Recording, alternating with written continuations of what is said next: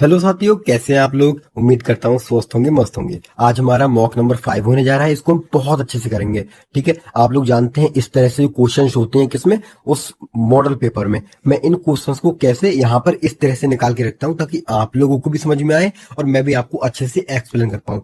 हम हर एक क्वेश्चन के चार चार क्वेश्चन यहाँ पर हम देखते हैं अधीन का विलोम क्या होगा। अच्छा, अधीन का अर्थ क्या होता है। आप कहोगे अधीन का अर्थ है दूसरों के बस में। क्या, दूसरों के बस में। तो हमें क्या निकालना है, खुद के बस में। क्या होगा, स्वतंत्र।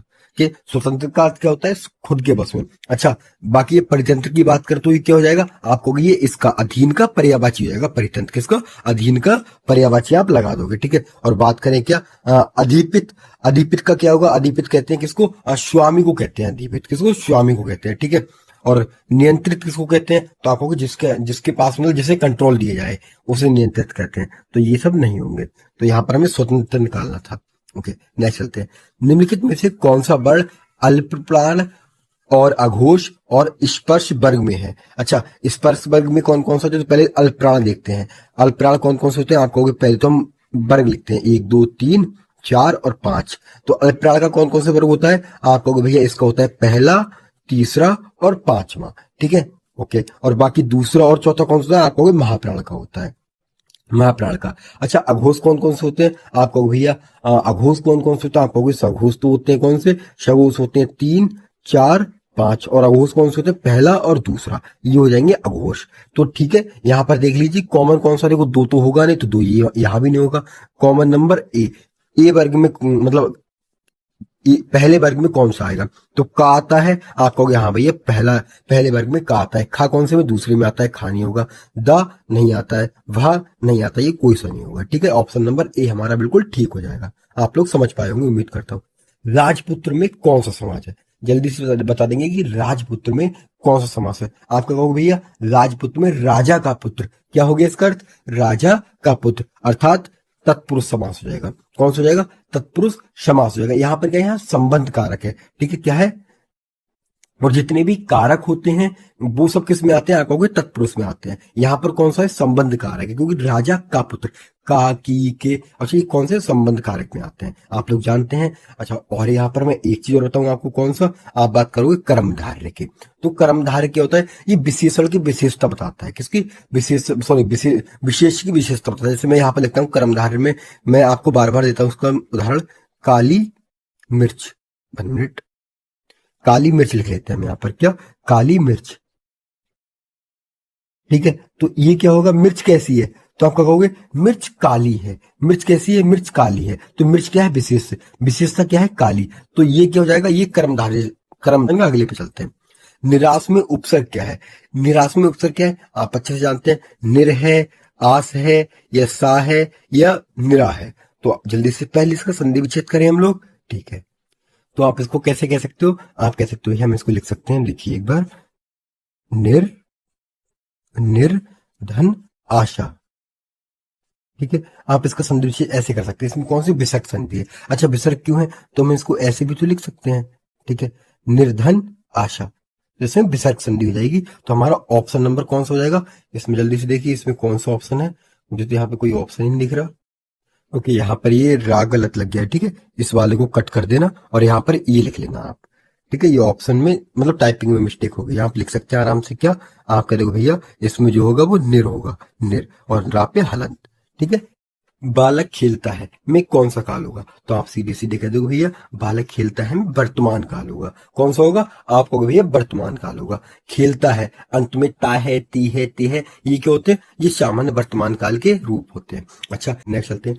जो कभी नहीं मरता, जो कभी नहीं मरता के लिए एक शब्द, क्या वो अमर है, क्या मृत है, क्या जीवित है, क्या स्थिर है, तो आप क्या कहोगे, जो कभी नहीं मरता उसे हम अमर कहते हैं। क्या कहते हैं, आप लगा दो, उसे हम अमर कहते हैं। अच्छा, बाकी आप लोग जानते हैं मृत को क्या कहते हैं, जो मर चुका है। क्या, जो मर चुका है, मर चुका है। ठीक है, मर चुका है।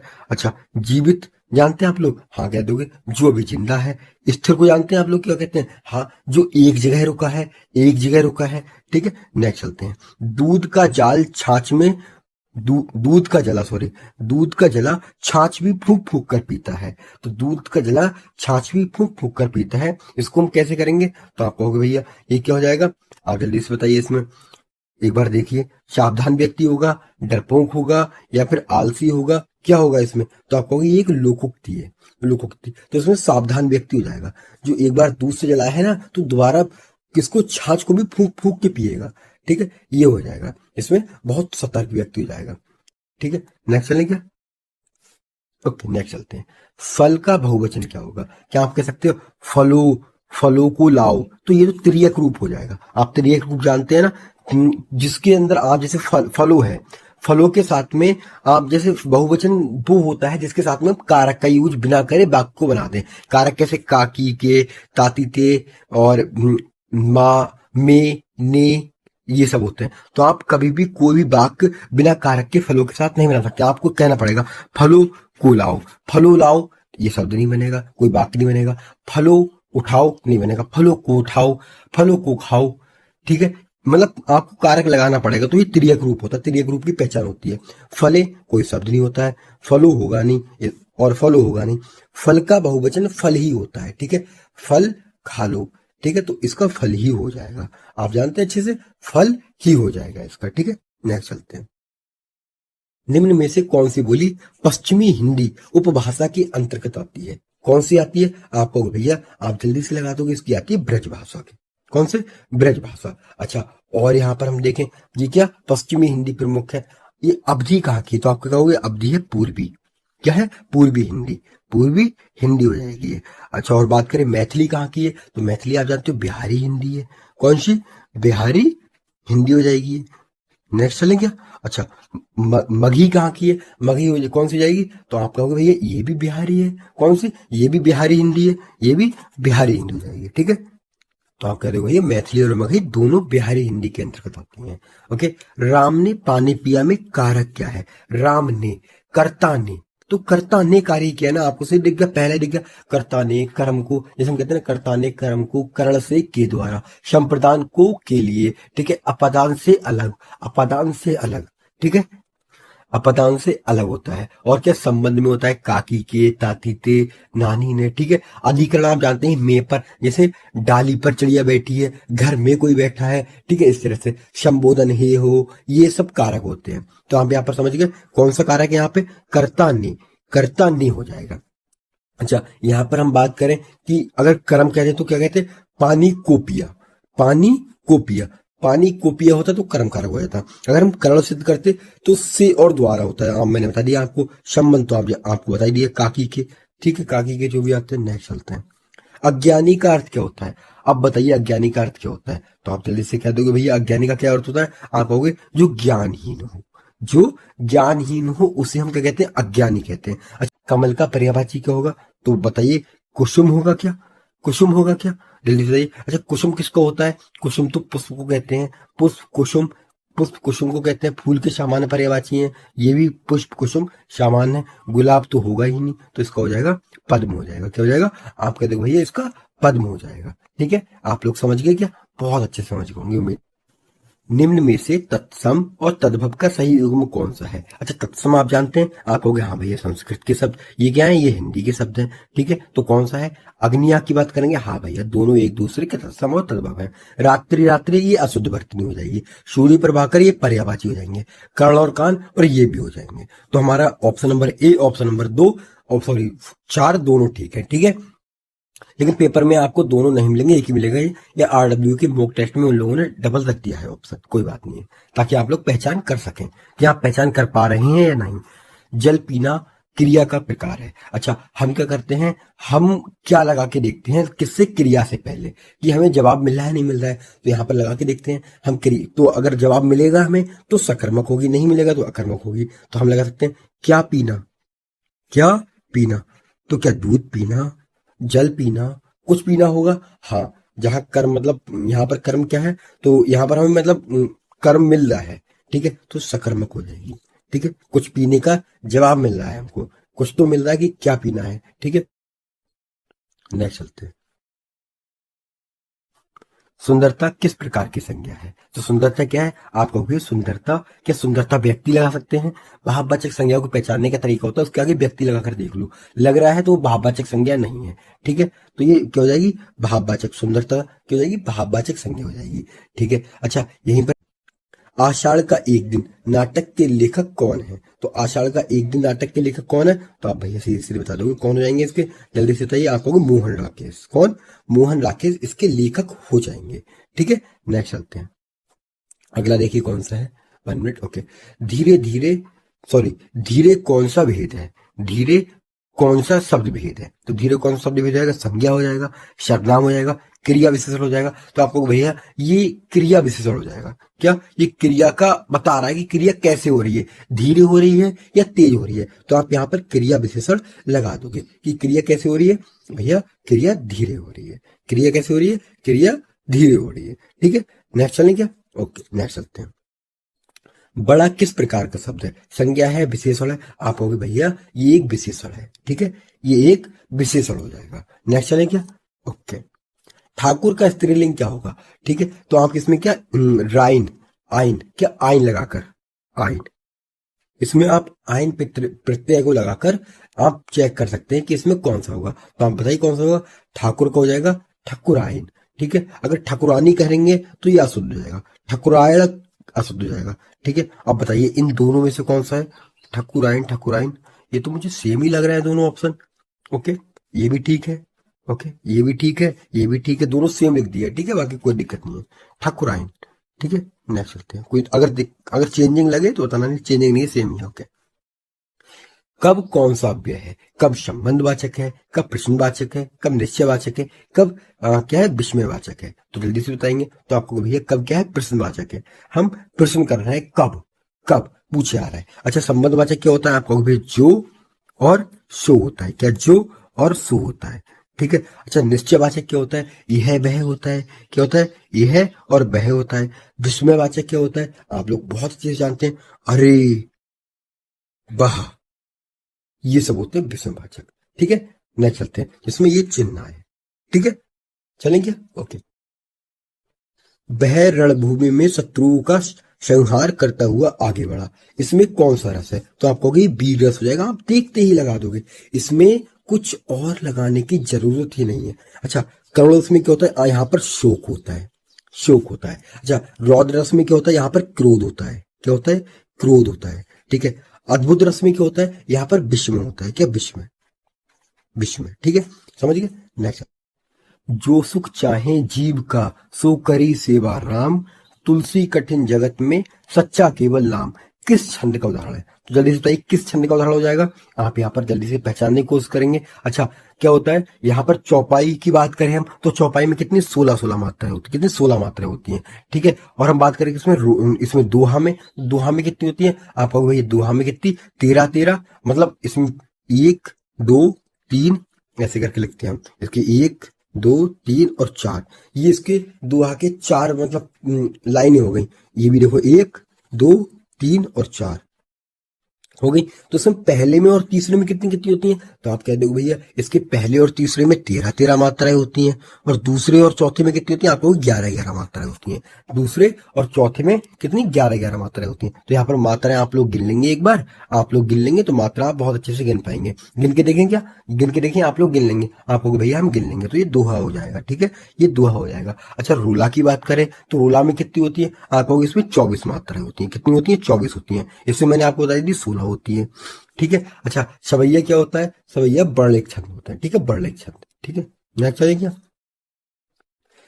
चंदन सा तन चांद सा मुखड़ा, इसमें कौन सा अलंकार है? चंदन सा तन चांद सा मुखड़ा, यहाँ सा क्या है? सा वाचक शब्द का प्रयोग है, और क्या है? तन की तुलना चंदन से और मुख के चांद से की गई है, मतलब मुख की चांद से की गई है। ठीक है, मुख की तुलना चांद से की गई है, मुख की तुलना किससे की गई है? चांद से, और तन की तुलना किससे की गई है? चंदन से। तो यहाँ पर जहां पर इस तरह से तुलना की जाए तो यहाँ पर कौन सा होगा? आप लगा दोगे उपमा अलंकार होगा। कौन सा होगा? आप कहोगे इसमें उपमा अलंकार होगा। ठीक है, अच्छा रूपक की बात जानते हैं आप? यहाँ पर क्या होता है? आरोप लगाना होता है। जैसे मुख ही चांद है। ठीक है, मुख ही चांद है, और यहाँ पर अनुप्रास क्या होता है? अनुप्रास आप जानते हैं वर्णों की आवृत्ति होती है, यहाँ पर वहां पर अनुप्रास अलंकार होता है। अतिशयोक्ति क्या होता है? जहां पर बात को बढ़ा चढ़ाकर बताया जाए। क्या? बढ़ा चढ़ाकर बताया जाए। एक बहुत अच्छा उदाहरण बताऊंगा आपको, एक बहुत अच्छा उदाहरण मैं आपको बताता हूँ। जैसे हनुमान जी की पूछ में लगन न पाई आग, लंका सारी जल गई, गए निशाचर भाग। ठीक है, ये हो गया। नी शब्द का सही संधि विच्छेद क्या होगा? नी शब्द का, ठीक है, इसका सही संधि विच्छेद, संधि रूप क्या होगा? अच्छा, संधि का अर्थ क्या होता है? आप कहोगे संधि का अर्थ तो जोड़ना होता है। क्या? जोड़ना। संधि का अर्थ जोड़ना होता है ना, या तो तोड़ना होता है? जल्दी बताइए। आप कहोगे हाँ भैया, संधि का अर्थ तो जोड़ना होता है। तो सिंपल आप देख सकते हो, टूटा ये भी नहीं होगा, ये भी नहीं होगा, ये भी नहीं होगा। ऑप्शन नंबर ए आपको बिल्कुल राइट, बहुत अच्छे से दिख जाएगा। ठीक है, ओके, सॉरी सॉरी सॉरी, यहाँ पर मैं थोड़ा सा देख नहीं पाया। हाँ, जोड़ना तो वो ठीक है, लेकिन ऑप्शन ये नहीं होगा, ये शुद्ध होगा। ठीक है, ये सब गलत होंगे। ऑप्शन नंबर बी ठीक होगा यहाँ पर। नेक्स्ट चलते हैं। परिणीता उपन्यास के लेखक कौन है? तो परिणीता उपन्यास के लेखक कौन है? आप कहोगे भैया इसमें हो जाएंगे सतरचंद्र चट्टोपाध्याय। ठीक है, नेक्स्ट चलें क्या? ओके, अच्छा, प्रेमचंद्र की आप जानते हैं? आप कहोगे हाँ भैया इनकी गोदान है। कौन सी? गोदान है इनका। ठीक है, और कौन सा? आप कहोगे गबन है। कौन सा? गबन हो जाएगा। अच्छा, रविंद्रनाथ टैगोर के जानते हैं आप? रविंद्रनाथ ठाकुर, सॉरी। हाँ, आप अच्छे से जानते हैं, इनका क्या है? गोरा। गोरा है इनका उपन्यास। ठीक है, और बात करें बंकिम चंद्र चट्टोपाध्याय, तो इतना पड़ता है। ओके, इनकी कौन सी होगी? आप कहोगे आनंद मठ। आनंद मठ, ठीक है, आनंद मठ हो जाएगी इनकी। नेक्स्ट चलते हैं। उर्वशी काव्य के रचयिता कौन है? तो उर्वशी काव्य के रचयिता आप लोग जानते हैं? आप कहोगे भैया हाँ हम जानते हैं। कौन? रामाधारी सिंह दिनकर होंगे। हैं? हाँ भैया, यही हो जाएंगे। कौन? रामाधारी सिंह दिनकर हो जाएंगे। ठीक है, उर्वशी के लिए ज्ञानपीठ पुरस्कार भी मिला है इनको। ठीक है, नेक्स्ट चले। अच्छा, पंत जी की आप जानते हैं? हाँ जानते हैं। कौन सी? चिदम्बरम हो जाएगी। कौन सी? चिदम्बरम, चिदम्बरा, सॉरी, चिदम्बरा हो जाएगी। जयशंकर प्रसाद की जानते हैं? आप कहोगे हाँ कामायनी हो जाएगी, कामायनी हो जाएगी। अच्छा, महादेव वर्मा की जानते हैं आप? हाँ कहोगे यामा हो जाएगी, यामा हो जाएगी। ठीक है, नेक्स्ट चलते हैं। शुद्ध वाक्य का चयन कीजिए। देखिए इसमें, या हाँ देखेंगे अच्छे से क्या होगा। पहला देखिए, मध्यकालीन युग में कलाओं को बहुत उन्नति हुई, कलाओं की बहुत उन्नति हुई। साहब ने कहा कि किसी को अंदर ना जाने दिया जाए। इस समय मोहन की आयु 20 वर्ष है। तो इस समय, ठीक है, आगे देखते हैं। वे चाहे भले ही ना आए, पर तुम्हें जाना होगा, तुम्हें आना होगा। ठीक है, तो इनमें कौन सा है? चेक कीजिए। तो आपको भैया इनमें ऑप्शन नंबर बी बिल्कुल राइट हमारा हो जाएगा। कौन सा नंबर हो जाएगा? ऑप्शन नंबर बी हमारा राइट हो जाएगा। ठीक है, नेक्स्ट है क्या? निम्नलिखित में से शुद्ध वर्तनी वाला शब्द कौन सा है? तो इसमें शुद्ध वर्तनी वाला क्या होगा? तो आप देखिए यहाँ पर प्रज्वलित हो जाएगा या प्रज्वलित हो जाएगा। तो एक बार चेक करेंगे। तो यहाँ पर क्या होगा? यहाँ पर एक देखिए आप, बड़ी की मात्रा ये नहीं आएगी। ठीक है, ये भी गलत हो जाएगा। ठीक है, यहाँ भी बड़ी की मात्रा नहीं आएगी, ये भी अशुद्ध हो जाएगा। ऑप्शन नंबर ए आपका बिल्कुल राइट हो जाएगा। ठीक है, एक बार इसको भी आप लोग चेक कर लीजिएगा। ऑप्शन डी को थोड़ा कंफ्यूजन है, लेकिन हाँ राइट ये तो 100% होगा ही। ठीक है, नेक्स्ट चलते हैं। अरे अरे, इसमें क्या हुआ है? आप देखिए जल्दी से, इसमें ये कौन सा चिन्ह आया है? इसकी तो अलग ही पहचान कर लोगे। अरे उसने तो कमाल कर दिया, वाक्य है। अरे उसने तो कमाल कर दिया, कौन सा वाक्य है? आप कहोगे विस्मयवाचक हो जाएगा। कौन सा? विस्मयवाचक हो जाएगा। ठीक है, इस चिन्ह से पहचान करेंगे कौन सा विस्मयवाचक वाच्य होता है, वाक्य होता है। ठीक है, नेक्स्ट नेक्स्ट चलेंगे। जिसमें एक से अधिक साधारण वाक्य हों तथा वे किसी संयोजक शब्द से जुड़े हों, उसे क्या कहते हैं? उसे मिश्र वाक्य कहेंगे, संयुक्त वाक्य कहेंगे, जटिल वाक्य कहेंगे, साधारण वाक्य कहेंगे। तो आप लोग उसे संयुक्त वाक्य कहते हैं। कौन सा कहते हैं? आप उसे संयुक्त वाक्य एकदम से लगा दोगे। ठीक है, नेक्स्ट चलें क्या? अच्छा, यहाँ पर हम बात करें मिश्र वाक्य क्या कहते हैं। तो आप कहोगे एक मुख्य और एक आश्रित वाक्य होता है। एक मुख्य होता है और दूसरा उस पर आश्रित होता है। और साधारण वाक्य कौन सा होता है? साधारण आप जानते हैं, एक ही उद्देश्य और एक ही विधेय हो जिसमें। ठीक है, एक ही उद्देश्य हो और एक ही विधेय हो। नेक्स्ट चलते हैं। कौन सा विराम चिन्ह दो पृथक शताओ या दो शब्दों को जोड़ता है? कौन सा जोड़ता है इनमें से? जल्दी बताइए। योजक जोड़ता है। योजक जोड़ता है क्या? आप कहोगे हाँ भैया। जैसे हम लिखते हैं राम सीता,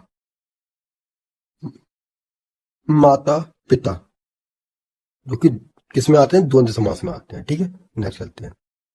अच्छा, यहाँ पर और चिन्ह के बारे में एक बार देख लें। दोस्तों लास्ट तक बने रहोगे, थोड़ा लंबा वीडियो है, लेकिन आप लोगों को समझ में तो आएगा ना अच्छे से सब कुछ, क्योंकि योजक चिन्ह कैसा होता है, योजक चिन्ह ऐसा होता है, आप लोग जानते हैं ऐसा होता है, ठीक है। अब देखते हैं और के बारे में, देखते हैं क्या है। यहाँ पर देखिए निर्देश चिन्ह, निर्देश चिन्ह क्या होता है आप जानते हैं। निर्देश चिन्ह के बारे में तो संवाद के आगे लगता है, क्योंकि संवाद के आगे।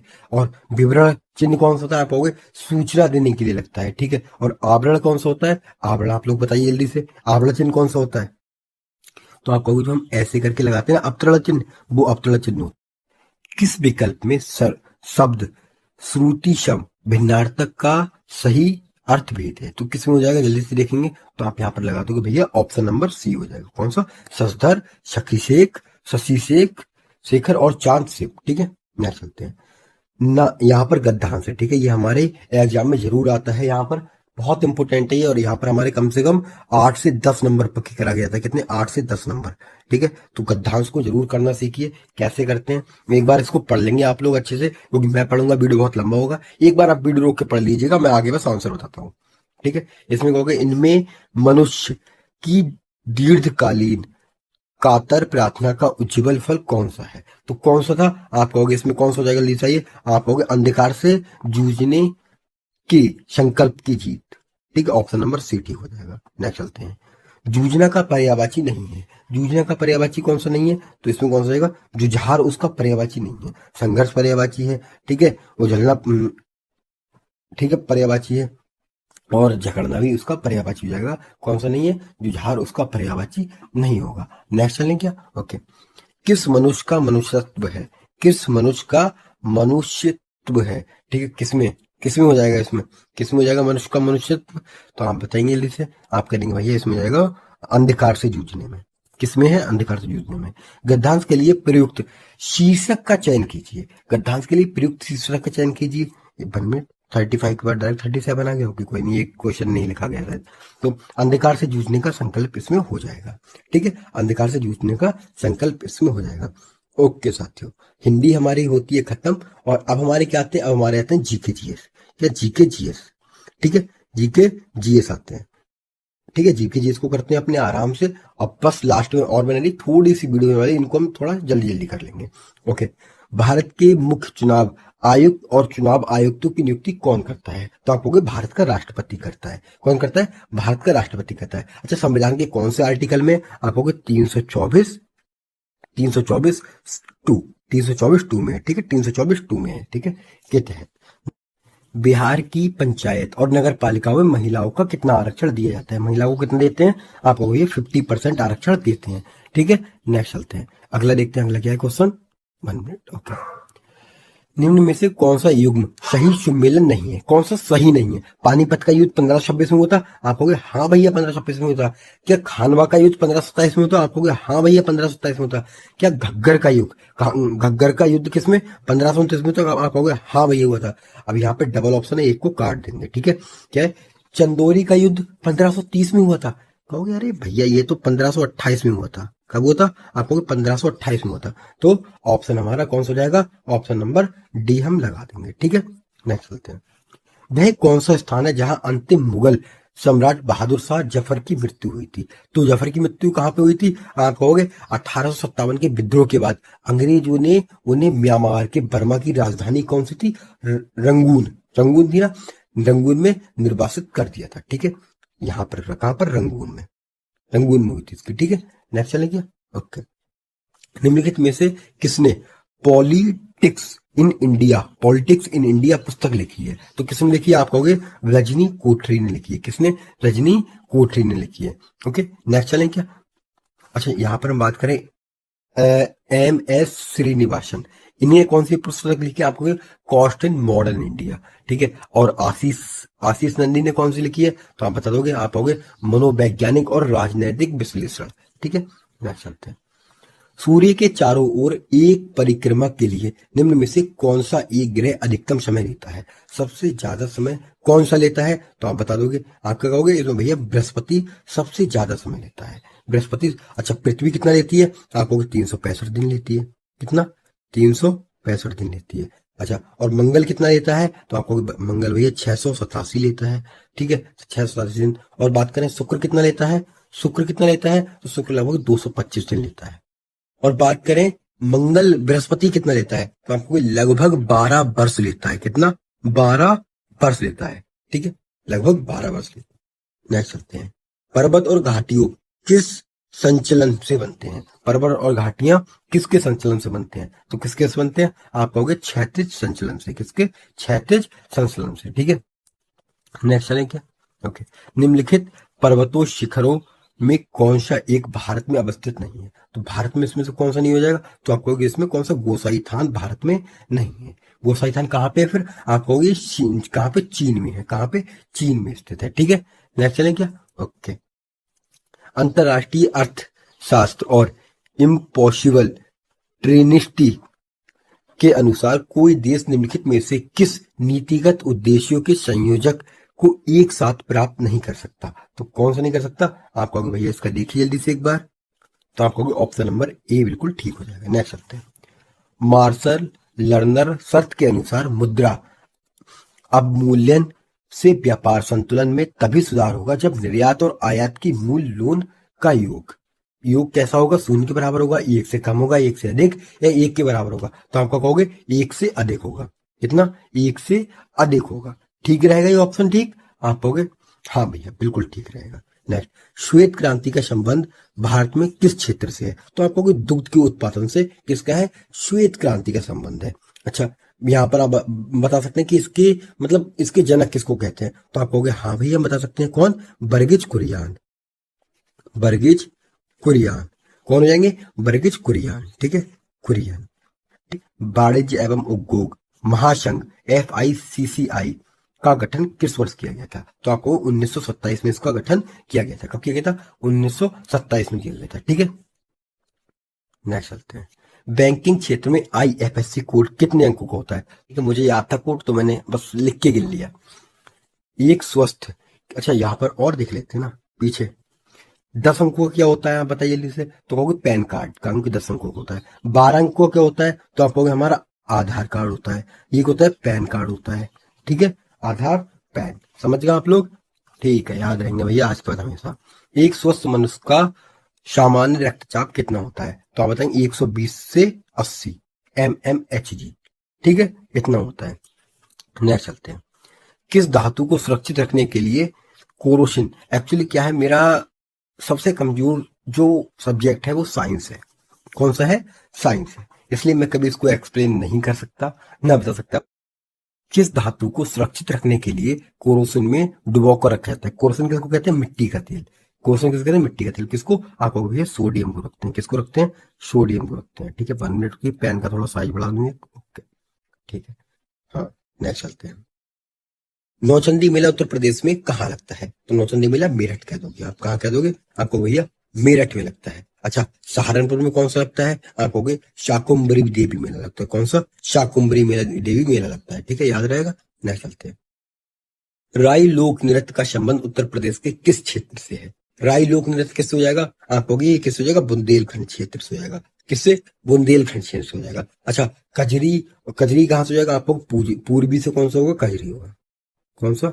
कजरी। कजरी हो जाएगा। ठीक है, नेक्स्ट चलें क्या? ओके भैया, नेक्स्ट चलते हैं।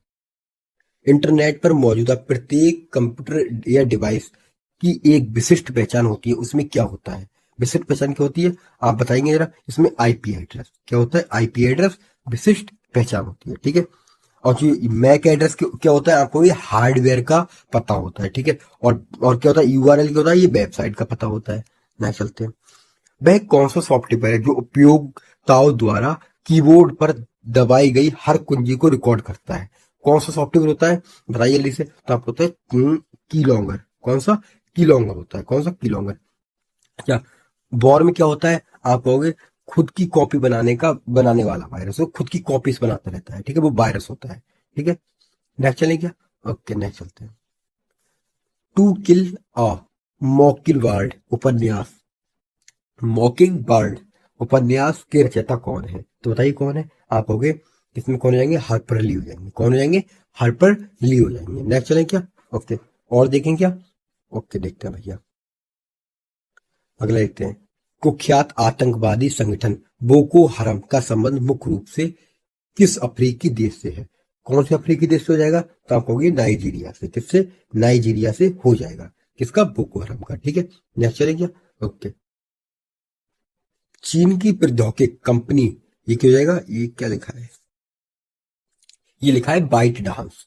बाइट डांस द्वारा विकसित कौन सा लोकप्रिय short video social media app है जिसे भारत में प्रतिबंध किया गया था, मतलब जिस पर रोक लगाई गई थी? तो आप बता दोगे भैया कौन सा था? जल्दी से बता देंगे। आपको टिकटॉक ही तो बंद हुआ था हमारे यहाँ पे। कौन सा टिकटॉक बंद हुआ था? और ये कब बंद हुआ था? जल्दी से बताइए आपको भैया। 2020 में बंद हुआ था। कब?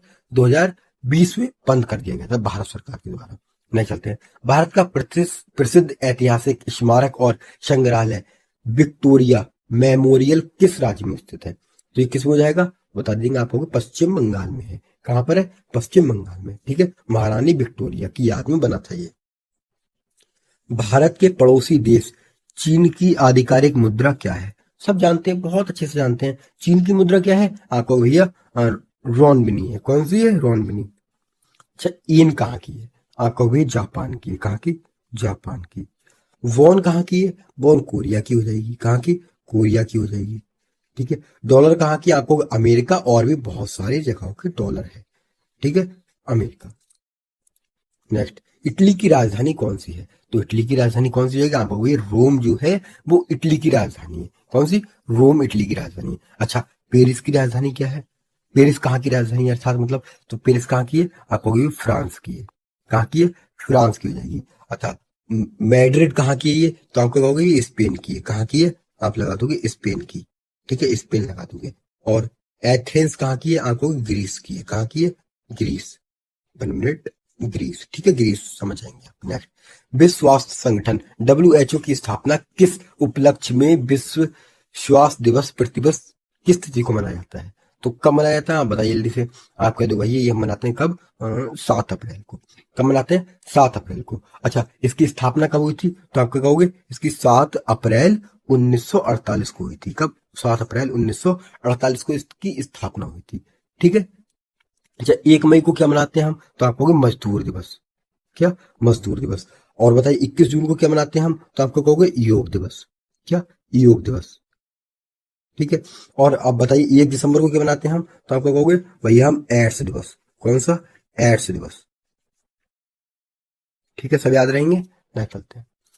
भारत पाकिस्तान और भारत बांग्लादेश सीमाओं की सुरक्षा करने वाले प्रमुख भारतीय अर्धसैनिक बल BSF बॉर्डर सिक्योरिटी फोर्स का पूर्ण रूप क्या? लो वही पूछ लिया। Border security force. Option number A को लगाकर आप ऐसे भागोगे ना एकदम से, बहुत तेजी से। ना चलते हैं। विश्व शांति और सुरक्षा बनाए रखने के लिए 1945 में स्थापित संयुक्त राष्ट्र UN का मुख्यालय कहाँ पर है? तो कहाँ पर रहेगा? आप कहोगे न्यूयॉर्क में है। कहाँ पर है? आप कहोगे न्यूयॉर्क में। अच्छा, न्यूयॉर्क कहाँ पर है? ये अमेरिका के, मतलब न्यूयॉर्क में है। अमेरिका में न्यूयॉर्क। ठीक है, कहाँ पर है? अमेरिका में। ओके, नेक्स्ट, भारत में शांति काल के दौरान दिया जाने वाला सर्वोच्च वीरता का पुरस्कार कौन सा है?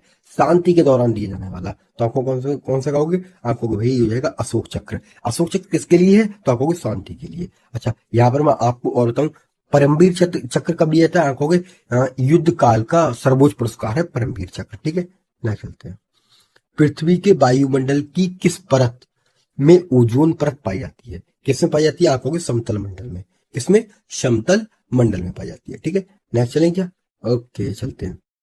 अच्छा, और यहाँ पर देखिए कुछ मैं देखता हूँ। हाँ, ओके, क्षोभ मंडल की बात करें तो यहाँ पर क्या होता है? यह मौसम संबंधी घटनाएं होती हैं। कौन सी? मौसम संबंधी घटनाएं होती हैं। नेक्स्ट चलते हैं। बेसबॉल के खेल में प्रत्येक टीम की ओर से मैदान पर एक समय में कितने खिलाड़ी होते हैं? एक समय में मैदान पर कितने? आप कहोगे 9 खिलाड़ी होते हैं। कितने होते हैं? आप कहोगे भैया 9 होते हैं। अच्छा, 11 किस में होते हैं? आप कहोगे अपना प्यारा cricket. Cricket cricket cricket cricket. ठीक है, क्रिकेट में होते हैं। अच्छा, और बताइए 5 किस में होते हैं? आप कहोगे ये तो बास्केटबॉल में। किसमें? बास्केटबॉल में आप 5 लगा दोगे। नेक्स्ट चलते हैं। पुलिस स्टेशन में किसी अज्ञेय अपराध की सूचना सबसे पहले दर्ज कराने के लिए दी जाने वाली FIR फर्स्ट इंफॉर्मेशन रिपोर्ट का पूर्ण रूप क्या है? तो इसका क्या हो जाएगा? फर्स्ट इंफॉर्मेशन रिपोर्ट, अर्थात अर्थात ऑप्शन नंबर बी। ठीक है, नेक्स्ट चलते हैं। उत्तर प्रदेश पुलिस के उप निरीक्षक SI या निरीक्षक मतलब इंस्पेक्टर की वर्दी के काने पर लगे स्टार्स के नीचे किन 2 रंगों की पट्टी का प्रयोग होता है, रिबन का प्रयोग होता है। तो आप लोग सब जानते होंगे लाल और नीला होता है। कौन सा? लाल और नीला। कहाँ का? हमारे उत्तर प्रदेश की वर्दी। संयुक्त राष्ट्र महासभा द्वारा मानवाधिकारों की सार्वभौमिक घोषणा को किस वर्ष अपनाया गया था? तो आप कहोगे ये भैया 1948 में। अच्छा, 1948 में कब और कहा? आप कहोगे 10 दिसंबर 1948। 1948 और कहां पे? आप कहोगे पेरिस। पेरिस में मानवाधिकारों की घोषणा की गई थी, इसलिए इसे 10 दिसंबर को मानवाधिकार दिवस मनाते हैं। 10 दिसंबर कौन सा दिवस मनाते हैं? आप कहोगे भैया मानवाधिकार दिवस 10 दिसंबर को मनाते हैं। नेक्स्ट, भौगोलिक क्षेत्रफल की दृष्टि से उत्तर प्रदेश राज्य का सबसे बड़ा जिला कौन सा है? आपका क्या होगा भैया? लखीमपुर खीरी हो जाएगा। अच्छा, लखीमपुर खीरी का आप क्षेत्रफल जानते हैं? आप कहोगे हाँ भैया। कितना? 7680 वर्ग किलोमीटर हो जाएगा। 7680 वर्ग किलोमीटर हो जाएगा। सोनभद्र क्या है? आप कहोगे दूसरा सबसे बड़ा जिला है। प्रयागराज क्या है? आप कहोगे इसमें क्या है? उत्तर प्रदेश के सर्वाधिक जनसंख्या वाला जिला है ये। ठीक है, प्रयागराज उत्तर प्रदेश का सबसे ज्यादा सर्वाधिक और ग्रामीण जनसंख्या वाला। ठीक है, नेक्स्ट चलते हैं। मतलब यहाँ पे ग्रामीण जनसंख्या बहुत पाई जाती है। नेक्स्ट चलते हैं। 9 जनवरी 2026 में मनाए गए प्रवासी भारतीय दिवस का मुख्य उद्देश्य क्या है? तो इसका क्या है आप बताएंगे जल्दी से। आप कहेंगे भैया इसका हो जाएगा भारत के विकास में विदेशी भारतीयों समुदायों के योगदान का सम्मान करना। ठीक है, नेक्स्ट चलते हैं। 68वें ग्रैमी अवार्ड में एल्बम ऑफ द ईयर का खिताब किसने जीता? तो किसने जीता? आप कहोगे किसने जीता? बिली इलिश ने जीता था। किसने? बिली इलिश ने जीता था। ठीक है, नेक्स्ट चलेंगे। ओके, नेक्स्ट चलते हैं। और ये हमारा जीके जीएस का लास्ट क्वेश्चन है। कौन सा? Last question. भाई देखो, अगर मजा आया हो वीडियो में तो लाइक जरूर करिएगा जाइएगा, और कमेंट सेक्शन में जरूर बताइएगा अपने भाई को कि भाई तुम कैसा बताया, तुमने अच्छे समझाया। तो मुझे बहुत अच्छा लगता है, आप लोगों के कमेंट से बहुत अच्छा लगता है। आप सब मेरे बहन भाई हैं, बहुत अच्छा लगता है मुझे आप लोग कमेंट करते, तो इसलिए मैं हर एक कमेंट का रिप्लाई देता हूँ। आप मेरे किसी भी वीडियो कमेंट सेक्शन में जाइए, यहाँ पर 100 कमेंट होंगे, वहां पर भी मैंने सबके रिप्लाई दिए। जहां पर 200 कमेंट होंगे वहां पर ही मैंने सबके रिप्लाई दिए। तो आपके आज भी मैक्सिमम कमेंट्स तो आने चाहिए। जो यहाँ तक वीडियो बना उसके कमेंट आने चाहिए। देखिए, नवंबर 2025 में भारत के 53वें मुख्य न्यायाधीश सीजेआई के रूप में किसने शपथ ग्रहण की थी? तो क्या कहोगे? ये जाएंगे जस्टिस सूर्यकांत। जस्टिस सूर्यकांत।